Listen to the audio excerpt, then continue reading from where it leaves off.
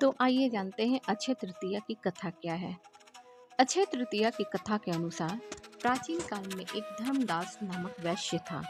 धर्मदास अपने परिवार के साथ एक छोटे से गांव में रहता था। वह बहुत ही गरीब था। वह हमेशा अपने परिवार के भरण पोषण के लिए चिंतित रहता था। उसके परिवार में कई सदस्य थे। धर्मदास बहुत धार्मिक प्रवृत्ति का व्यक्ति था। उसका सदाचार तथा देव एवं ब्राह्मणों के प्रति उसकी श्रद्धा अत्यधिक प्रसिद्ध थी। अक्षय तृतीया व्रत के महात्म्य को सुनने के पश्चात उसने अक्षय तृतीया पर्व के आने पर सुबह जल्दी उठकर गंगा में स्नान करके विधि पूर्वक देवी देवताओं की पूजा की।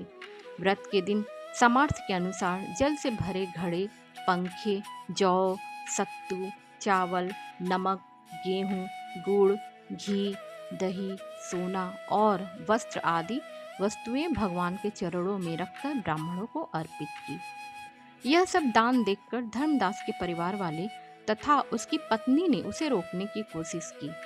उन्होंने कहा कि अगर धर्मदास इतना सब कुछ दान में दे देगा तो उसके परिवार का पालन पोषण कैसे होगा।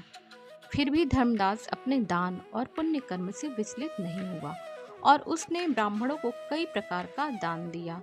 उसके जीवन में जब भी अक्षय तृतीया का पावन पर्व आया, प्रत्येक बार धर्मदास ने विधि से इस दिन पूजा एवं दान आदि कर्म किया।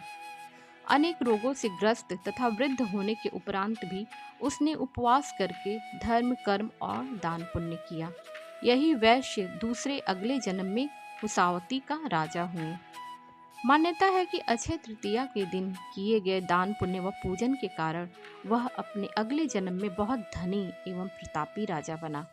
वह इतना धनी और प्रतापी राजा था कि त्रिदेव तक उसके दरबार में अक्षय तृतीया के दिन ब्राह्मण का वेश धारण करके उसके महायज्ञ में शामिल होते थे।